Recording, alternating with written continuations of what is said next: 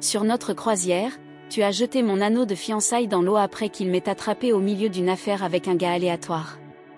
Vous savez, parfois nous agissons de manière impulsive par avidité, par convoitise, ou, je ne sais pas, par de vieilles hormones féminines. Puis, quand karma nous rattrape, nous commençons à nous sentir mal à ce sujet et nous nous demandons pourquoi nous nous sommes mis dans ce désordre. La vérité m'a frappé comme une tonne de briques, et je ne serai jamais en mesure de secouer le sentiment que mes actions ont révélé à quel point j'étais faible et incapable de résister à la tentation. Je le manque terriblement, mais il n'y a rien que quelqu'un puisse faire à ce sujet. J'ai gâché, et la faute est entièrement sur mes épaules. Mes choix négligents m'ont coûté l'amour de mon avenir. J'étais naïf, j'ai creusé quand je sentais l'attrait de la tentation, et maintenant je paie le prix. Veuillez me dire que je ne sais pas quoi faire, mais voici ce qui s'est passé. J'étais avec ma petite sœur, qui a 13 ans, et un homme joli dans la boutique. Nous essayions tous de stocker des choses nécessaires pour Noël, alors nous étions tous dans le couloir de la nourriture. L'homme semblait confus, cependant, parce qu'il m'a demandé où il pouvait trouver des paquets de même émise. Je l'ai dirigé vers un autre magasin qui vend des paquets en vrac, car c'est ce qu'il voulait. Ma sœur, qui est tout à fait franche, a continué à dire à l'homme qu'il avait l'air adorable, ce qui était embarrassant pour moi. Étonnamment, le gars sourit et la remercia pour le compliment. Quelques jours plus tard, j'ai découvert qu'il demeurait dans le quartier. Je ne pouvais m'empêcher de me demander pourquoi il ne savait pas où acheter les paquets en vrac de M&M. Je l'ai vu pendant que je prenais la poubelle, j'avais supposé qu'il m'avait oublié, mais il ne l'avait pas fait. Nous avons eu une brève conversation, nous avons échangé des noms, et il a révélé qu'il s'agissait de Kevin, un garçon de 26 ans. Malheureusement, notre conversation agréable a été brusquement interrompue par un vieil homme que je ne reverrai plus jamais. Je ne sais pas ce qui m'a attiré vers ce vieil homme, mais je le regrette profondément. Avant que Kevin n'entre dans sa maison, il m'a demandé mes numéros et a mentionné qu'il cherchait des voisins avec lesquels s'entretenir puisqu'il venait de déménager ici. Je les lui ai volontiers donnés, et c'était le début de notre amitié. Je l'aimais quand il venait me rendre visite. Mes parents étaient tellement accueillants, et nous nous sommes bien amusés. Il avait ce sourire irrésistible, et je pensais qu'il était parfait à tous égards. C'est comme si Dieu avait pris son temps pour fabriquer Kevin, l'épitome de l'être humain parfait. Je suis sûre que ses parents ont soigneusement choisi les marins pour avoir un fils comme lui. Malgré notre relation cordiale, son beau-père lui criait de temps en temps pour sortir avec moi. Je ne comprends pas pourquoi il se comportait comme il l'était. Je suis un introverti qui aime, et aime toujours, sortir et s'amuser. Je n'étais pas un enfant défiant qui laissait ses parents déçus. En fait, j'étais un comptable de succès à New York. Name withheld for privacy reason. Donc, j'emmenais mon ami Kevin pour boire en tant qu'ami, il n'était pas d'Aurora, alors j'ai décidé de le montrer autour de notre petite ville. 2 jours plus tard, il est venu chez moi et m'a demandé si j'étais étonnée quand il a révélé ses sentiments pour moi. La confession était si tendre et romantique, mon cœur courut parce que je me suis promis que tout ce que je sentais à l'intérieur demeurerait un secret. Je lui avouai que j'avais ressenti la même chose, mais je ne pouvais pas m'amener à lui dire ce que je ressentais quand nous sommes devenus amis pour la première fois. Au lieu de cela, j'ai réticemment accepté d'être sa petite amie. Il a mis fin à ses affaires avec sa petite amie, et j'ai passé d'avoir un coup de cœur pour lui à être sa copine. J'étais surréjouie, et au fil du temps, notre relation s'épanouissait, nous semblions faits sur mesure l'un pour l'autre. Sur une note latérale, je me suis fait des amis avec 2 filles de notre voisinage, elles n'étaient pas aussi terribles que je l'avais imaginé, je ne comprenais juste pas leur inclination pour la fiesta y disfrutar la vida al maximo. Un dia me invitaron à unir ma hello en un club cercano. Al principio du de un poco, pero terminé yendo con hello. Eso sí, nunca había estado en un club ni había bebido alcohol, así que todo era nuevo para mí. A me cada segundo. Bebimos de todo, desde cóctel hasta trago hasta que nos emborrachamos. Ni siquiera pude hablar con Kevin y esa noche porque había dejado mi teléfono en casa, sabía que estaría enojado conmigo por dejarlo en la oscuridad. La peor parte fue cuando apareció en mi casa al día siguiente, pero yo no estaba preparada en absoluto. Su expresión traicionó su ira, sabía que estaba molesto porque no le había dicho que tenía que ir a un club nocturno, pero insistio en que nos salira con las chicas con las que me había hecho amigo recientemente. Noelo entendit, et elle no siempre estuvo a mi lado y necesitaba un descanso de mi hogar y de mi familia para redescubrir quién soy. Nuestra relación tuvo su altibajo, como cualquier otra.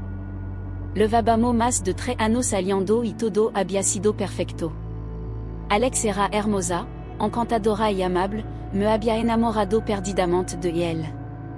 Pero esa fatídica noche bajé la guardia y cometí un error que me atormentaría durante semana. Nuestra relación había sido maravillosa hasta ese momento, estábamos feliz, enamorado y lleno de esperanza de estar junto para siempre. Me sentí extasiado cuando me dijo que había planeado que nos fuéramos a una vacación romántica en un crucero o en un bano. Había pasado mucho tiempo desde que nos habíamos ido de vacaciones, aunque nunca antes habíamos estado en un viaje en crucero, pensé que serían las vacaciones más increíbles y románticas de toda. Sabelo que pasa cuando está demasiado entusiasmado con algo y no puede vivir sin ello? Bueno, supongo que se lo presenté a mi padre demasiado pronto. Hablando de eso, estaba alardeando ante mi familia y las chicas de al lado de que mi novio me llevaría de vacación en un crucero. No sabía que iba a ser un desastre total. Una semana después, nos embarcamos en nuestra vacación. Estaba tan emocionado por el gran día que dormí toda la noche. Cuando se acercaba la medianoche, comencé a hacer las maltas para el viaje. A las 4 de la mañana, llamé a Kevin para preguntar la que hora saldríamos. No ayudó que me dijera que todavía estábamos. Nuestra salida estaba prevista para la tarde y no podría estar más emocionado. A lo largo de nuestra vacación, conocimos y socializamos con gente nueva y, en general, fue una experiencia maravillosa. Sin embargo, había un chico que, por alguna razón, me hizo sentir incómodo, en el buen sentido, supongo. Era deliciosamente guapo, como un trozo de pastel dulce, y no podíamos evitar mirarnos el uno al otro cuando Kevin no estaba mirando. Desde mi posición ventajosa en la cubierta del crucero, observé el anillo de diamante brillar a la luz del sol antes de tocar el agua. Mientras miraba, no pude evitar reflexionar sobre cómo nuestra una vacación romántica se convirtieron en un fracaso total. Mi novio Kevin y yo habíamos estado saliendo durante 5 años y este crucero estaba destinado a ser una celebración de nuestro amor y compromiso mutuo. Los primeros días fueron idílicos, llenos de descanso junto a la piscina, exploración de barco y cena parados a la luz de las velas. Sin embargo, a medida que avanzaban los días, nuestro plan comenzaron a desmoronarse. Luego, nuestra escapada romántica empeoró. Pasaron los días y comencé a sentirme inquieto, Kevin pasaba demasiado tiempo en el casino y yo me aburría. Entonces lo conocí, un apuesto extraño con brillantes ojos azul y una sonrisa encantadora. Entablamos una conversación en el bar y pronto nos reímos y coqueteamos como viejos amigos. Sabía que estaba mal, pero no pude evitarlo, me sentía sola y abandonada, y este extraño me estaba brindando la atención que ansiaba. Intercambiamos números y, en poco tiempo, nos reuníamos en secreto en el barco. Todo iba a las mil maravillas hasta que Kevin descubrió que estábamos participando en un ACT. Me sentí humillada y él salió furioso de la habitación, de gendarme avergonzada y culpable. Elle. Le lendemain, nous avons eu une dispute chaude sur le pont. Kevin était furieux et j'essayais d'expliquer et de m'excuser, mais c'est alors qu'il a enlevé l'anneau et l'a jeté dans l'océan.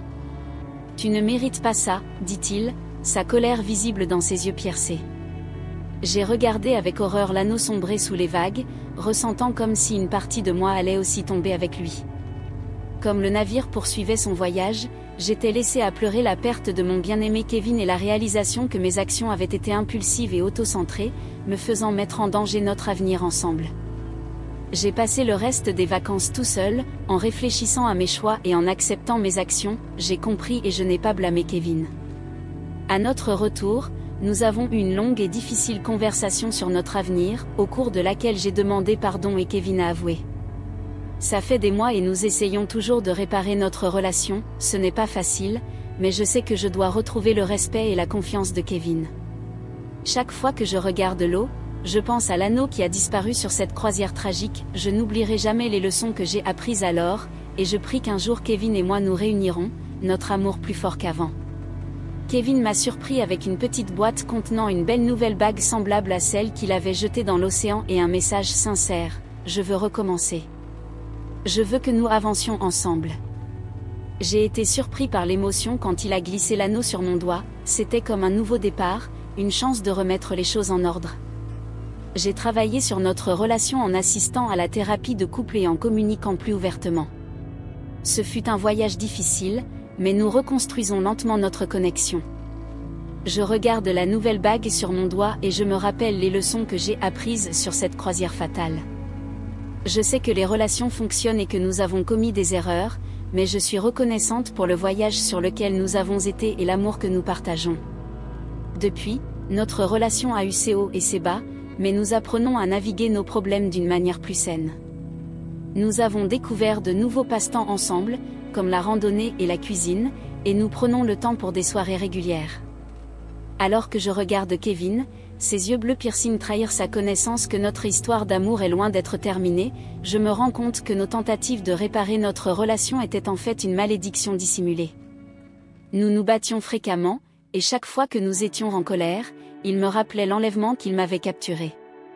Après quelques mois d'être bien et amoureux à nouveau, nous sommes revenus où nous étions auparavant, mais finalement, Kevin a dit des choses comme « J'ai maudit le jour où nous nous sommes rencontrés. Si j'avais mieux connu, je ne t'aurais pas demandé d'être ma petite amie. » Il disait constamment des choses comme « C'est trop beau pour être vrai. » Pendant ce temps, Kevin avait commencé à me causer du stress. Il se comportait étrangement acquis, et je ne savais pas ce qui était mal avec lui. Si j'essayais de lui demander, il m'exploserait. J'ai supposé qu'il traversait une période difficile et avait besoin d'espace et de temps pour lui-même, alors je suis rentrée chez moi pour un peu de temps, espérant qu'elle apprendrait de ses erreurs et s'améliorerait. Au fil du temps, son comportement s'est détérioré au point où nous nous disputions fréquemment. J'ai commencé à soupçonner qu'il était infidèle parce qu'il se comportait étrangement ou sortir avec ses amis chaque fois que je visitais son appartement. C'était comme si je rencontrais ses meubles, car il n'était jamais à la maison et notre intimité avait commencé à s'évanouir. Heureusement, un voyage avec quelques filles du quartier m'a aidé à me détendre et à oublier les problèmes de Kevin, qu'il a refusé de discuter avec moi. Les filles avaient prévu un voyage en Belgique pour célébrer l'anniversaire de leur sœur. Nous avons rencontré des gens intéressants et avons commencé à aller aux fêtes. Il s'est avéré que nos nouveaux amis célébraient en fait l'anniversaire d'un ami, alors ils nous ont invités à venir. Quelques-uns de nos amis. Ils étaient allés avec leurs copines, tandis que d'autres étaient allés seuls. J'étais déterminée à ne pas laisser les problèmes de Kevin gâcher notre escapade de week-end, alors j'ai essayé de les mettre de côté. Dans notre relation, j'ai choisi d'ignorer le passé et de me plonger complètement dans le présent. Après quelques boissons, je me sentais sans souci et stupide, et avant de le savoir, je dansais et chantais mon cœur à la table. Les gens autour de moi rient et encouragent, et j'ai apprécié l'attention. Alors que je baissais mes cheveux et que je m'amusais, j'aperçus un homme joli avec des yeux bleus captivants et un sourire charmant. Il se tenait près du bar, me regardant avec des yeux jaloux. La curiosité et je ne pouvais m'empêcher de me sentir attirée par lui. Je savais que c'était faux, mais je ne pouvais m'y résister. J'ai triché 2 fois et je savais que ce serait la fin de notre relation si Kevin le découvrait. Il continuait de me regarder avec ses yeux séduisants. J'ai dû arrêter de danser pour prendre mon souffle, alors je suis allée au bar pour prendre de l'eau. Pendant que j'étais là, il s'approcha et se présenta comme Michael. Son charisme grandissait au fur et à mesure que je le regardais de plus près. Je ne l'ai pas cru parce que je savais que je n'étais pas capable de danser, mais j'ai toujours trouvé un moyen de déplacer mon corps à la musique, que juste des piqûres ou que je sois ivre. Je ne me rappelle pas beaucoup de notre conversation, mais je me souviens d'expérimenter une vague d'énergie et de joie que je n'avais pas ressentie depuis des mois.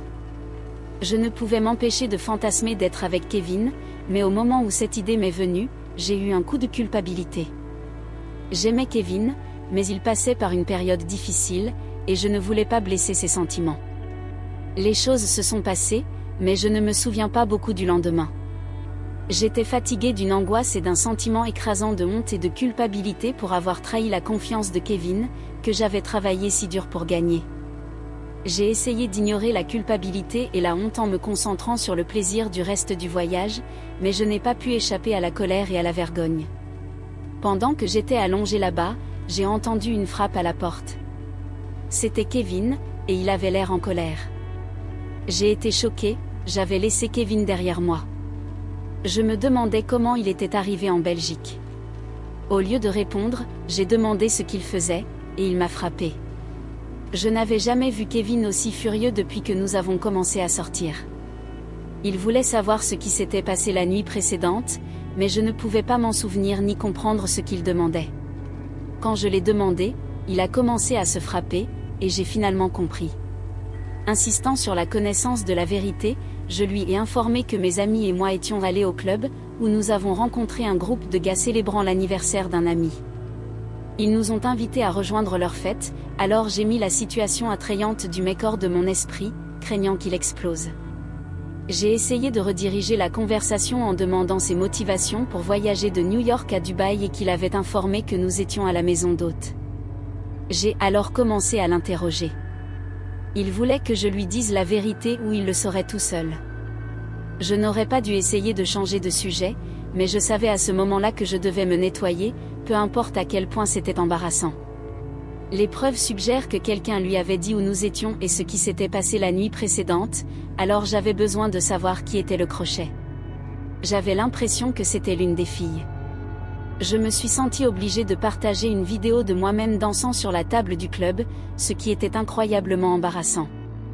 Je ne pouvais pas nier d'être pris, alors j'ai pris une profonde respiration et lui ai raconté tout ce qui s'était passé depuis notre arrivée au club jusqu'à ma rencontre avec l'inconnu ce matin-là.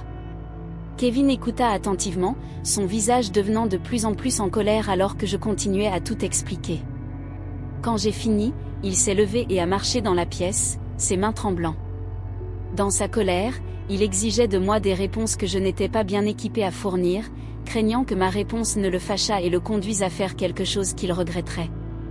Je savais que les parents de Kevin lui avaient insufflé de la colère et des problèmes de confiance, mais je avait supposé qu'il avait mûri depuis le début de la thérapie. Cependant, vous ne pouvez jamais dire avec des gens qui sont habiles à agir normalement. Dans sa dernière attaque, il a demandé de savoir pourquoi je l'avais traité comme j'avais, et il a exprimé sa conviction que nous avions une connexion spéciale, même s'il était sceptique que je puisse le soutenir. Ces paroles me serrèrent le cœur, me laissant incapable de répondre ou de répondre avec quoi que ce soit d'autre qu'un profond sentiment de honte et de regret. Je savais que j'avais commis une énorme erreur, et notre relation avait peu de chances de survivre à cette épreuve. Il n'y avait absolument rien que j'aurais fait différemment, j'étais remplie de honte et de culpabilité pour le décevoir et le blesser. Je le suppliais de pardonner et j'ai promis de changer de façon, mais je pouvais ressentir leur honnêteté en leur parlant. Je détestais la personne qui m'avait enregistré danser sur la table du club et je savais que je devais les retrouver parce que leur tendance manipulative avait ruiné ma relation avec Kevin. J'avais aussi besoin de suivre qui avait informé la maison d'hôte de ce qui s'était passé. Nous avions fait des arrangements, et j'avais confiance que mes amis me garderaient toujours le dos. Cependant, j'ai rapidement découvert que mes amis m'avaient trahi en envoyant l'adresse de la maison d'hôte et une vidéo de moi dansant sur la table à Kevin. Pendant ce temps, j'ai aussi découvert qu'une des filles que j'avais prises pour évidente avait en fait envoyé la vidéo à Polly, mon amie. Le fait qu'une des filles était jaloux de ma relation avec Kevin depuis leur temps au lycée, ils étaient tous les deux dans la même classe, mais Kevin n'a jamais prêté attention à elle. Puisqu'elle n'était pas l'amie de Polly à l'époque, sa jalousie et son envie l'ont poussé à forger une relation avec Kevin, je ne pouvais pas le croire. Je pensais que les filles avaient mon dos, mais évidemment, elles étaient des traîtres. J'ai envisagé de mettre fin à ma relation avec Kevin en raison d'une intense affection pour lui, mais j'ai finalement décidé contre. Après mon retour à la maison, j'ai reçu un appel de Kevin, qui semblait me manquer, et je suis revenue. Cependant, j'ai vite appris qu'il cherchait la vengeance, et notre relation devint rapidement toxique. Kevin a commencé à boire beaucoup, à changer de copine comme les sous-vêtements, et généralement à vivre dans le passé. C'était écrasant, et je regrette profondément ma décision. Après des semaines de plaidoyer et de contact avec Kevin, j'ai finalement mis fin aux choses avec lui, même si je le voulais encore et je ferais n'importe quoi pour une autre chance à nos moments intimes ensemble. Il n'était pas disposé à changer, et j'avais l'impression que tout devenait trop lourd à supporter. J'avais espéré qu'il deviendrait un homme meilleur, mais au lieu de cela, il devenait pire à chaque fois que nous nous voyions.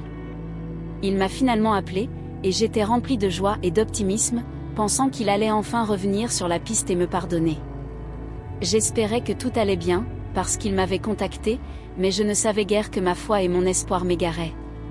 Il voulait me rencontrer, ou plutôt, m'inviter dans son appartement, où je suis allée naïvement, raser ma grand-mère et acheter de nouveaux sous-vêtements, tout en croyant que tout allait fonctionner. C'était une réunion pour embrasser et réparer tout.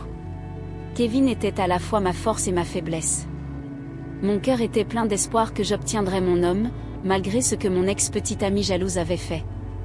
Quand je suis arrivée, il n'avait pas l'air heureux de me voir, mais je l'ai effacé parce que je savais qu'il serait gêné quand il se réveillera et n'a pas envie de parler à personne. J'ai compris qu'il appréciait que j'ai honoré son invitation. Puis il m'a dit que nous devions parler, et mon cœur battait. Cage à côte, il m'a informé qu'il avait perdu son intérêt pour moi après avoir vu la vidéo de moi danser au-dessus de la table du club et les détails que j'avais partagés sur l'homme que je rencontrais là-bas. Il a utilisé de nombreuses paroles dévastatrices, je lui ai supplié de me pardonner et donnez-moi une autre chance, mais il a simplement déclaré qu'il ne pouvait pas et ne serait plus avec moi. Je dois avouer, j'ai gâché. J'ai eu du mal avec un gars que j'ai vu au club, mais notre relation n'a pas duré. Nous ne faisions que nous embrasser et nous toucher de temps en temps, il n'y avait pas d'engagement réel. En ce qui concerne la danse au-dessus de la table, je m'amusais tout simplement, mais, cette nuit imprudente m'a coûté mon homme. Comment une seule erreur stupide, induite par l'intoxication, pouvait-elle me voler l'amour qu'il avait pour moi ? J'aimerais ne pas avoir assisté au retrait de week-end des filles parce que j'avais besoin de temps à l'écart de Kevin, qui était émotionnellement distant et non communicatif. J'ai bu mes problèmes et je voulais que je puisse oublier son traitement de moi, malgré le fait que j'étais sa petite amie. Je savais que j'avais tort, mais je me sentais responsable de toutes mes erreurs et je sentais qu'il avait dit tout ce que je voulais dire, alors je suis rentrée à la maison. Il m'a jetée comme une poupée, comme si je n'avais rien signifié pour lui ou que notre relation n'avait jamais rien fait pour lui. J'avais l'impression d'avoir perdu un membre, et je n'avais jamais été aussi déprimée dans ma vie. J'ai eu l'impression de me laisser tomber et de ruiner ma propre vie en étant la petite amie parfaite, toujours en mettant les besoins de mon petit ami avant les miens. Je ne pouvais pas croire qu'il me traiterait comme de la poubelle. Mon cœur s'est brisé quand j'ai essayé de me connecter à mon ex-petit ami, Kevin, pour essayer de comprendre ce qui s'était passé et pourquoi il avait rompu avec moi. Au lieu de cela, il m'ignorait, me bloquait sur tous les réseaux sociaux, et ne répondrait pas à mes appels ou mes textes. C'était comme s'il avait complètement disparu de ma vie. Je voulais savoir pourquoi il me traitait si mal après tout ce que nous avions vécu ensemble. Après tout ce qu'il m'avait fait, d'être éloigné jusqu'à amener les filles dans la chambre comme si je n'étais pas là, j'ai accepté son astérisque et fait de mon mieux pour suivre. Puis, sans excuse ou quoi que ce soit, il m'abandonne. Je suis laissée pour récupérer les morceaux de mon cœur brisé. Je suis allongée dans le lit pendant des jours, incapable de manger ou de dormir, regardant le plafond, me demandant ce que j'avais fait de mal. J'avais l'impression d'être étouffée sous le poids de mes propres larmes, coincée dans une spirale descendante de désespoir. Mes parents se moquaient de moi, faisant tour à tour le check-in pour voir ce que je faisais. C'était trop, et je ne pouvais pas supporter de les affronter ou quelqu'un d'autre. J'avais l'impression que le monde me regardait, me jugeant pour une erreur que j'avais commise. Je plongeais lentement mais sûrement dans la dépression, et je n'avais personne à qui me tourner pour le soutien, j'avais rompu les liens avec mes amis parce que je ne pouvais plus leur faire confiance. Ils m'avaient montré que ces gens n'étaient pas le genre d'amis sur lesquels vous pouviez compter, au lieu de cela, ils étaient comme des serpents venimeux, vous mordant, laissant une grande cicatrice, et puis empoisonnant votre système pour dévorer vos cellules jusqu'à ce que vous soyez complètement mort. J'ai plongé dans la pitié de moi-même pendant 2 semaines avant de me rendre compte que le faire ne m'aiderait pas à surmonter mon cœur brisé, à ramener Kevin, ou à sauver ma vie. J'ai commencé à prendre soin de moi-même en mangeant bien et en faisant de l'exercice régulièrement. J'ai aussi commencé à voir un thérapeute pour m'aider à travailler à travers mes sentiments et à se mettre d'accord avec la rupture. Je savais que j'avais beaucoup stressé mes parents parce que ma mère avait perdu quelques kilos et je me sentais terrible à ce sujet parce que si je n'agissais pas comme la première personne à avoir le cœur brisé, ils penseraient que je suis la seule. Et si j'avais été la seule à être abandonnée, je n'aurais pas fait passer mes parents par là. C'est pourquoi j'ai décidé de guérir, pour leur bien et pour le mien. Ce n'était pas facile, mais j'ai commencé à me concentrer sur ce dont j'avais besoin et ce que je voulais au lieu d'essayer de plaire à mon ex-petite amie tout le temps. J'ai découvert de nouveaux passe-temps comme la peinture et la randonnée, et j'ai trouvé un but et une joie dans ma vie. J'ai dû guérir complètement avant de pouvoir continuer. J'ai dû apprendre à maîtriser mon alcool et mes tentations avant de pouvoir même envisager de renouer à nouveau, même si cela ne serait jamais comparable à ma relation avec Kevin. Je pensais que le nôtre était unique et spécial à cause de notre proximité et de notre amour, mais je l'ai ruiné. Au fil des mois, j'ai commencé à me sentir comme moi-même à nouveau, avec des moments de tristesse et de regret, mais ils étaient moins fréquents et plus éloignés. Pendant que j'étais encore sur mon chemin vers la guérison, j'ai pris conscience d'autres hommes me regardant. Ce fut un tournant dans ma vie parce que j'avais enfin appris à laisser tomber le passé et à me concentrer sur le présent, et je pouvais enfin voir un avenir lumineux devant moi. Mes parents étaient satisfaits de mes progrès, donc j'ai décidé de créer une petite entreprise afin que je n'aie pas à passer toute la journée dans la maison.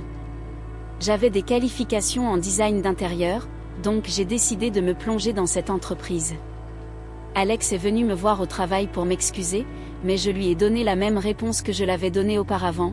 J'avais peur de faire du mal à quelqu'un d'autre et je n'avais pas confiance en moi-même suffisamment pour s'engager envers une autre personne.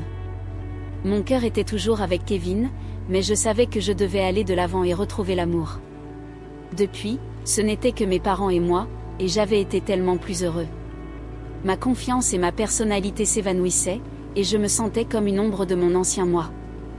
Donc, Jonathan, j'ai décidé d'arrêter de laisser les hommes contrôler ma vie et de commencer à la vivre tout seul. J'ai appris ma leçon de Kevin, j'aurais dû me battre pour lui, mais au lieu de cela, je l'ai laissé partir. Crois-tu que j'ai fait le bon choix en ne pas me battre, ou penses-tu qu'il était sage de le laisser partir? Je pourrais vraiment donner quelques conseils sur la façon de gérer la situation différemment.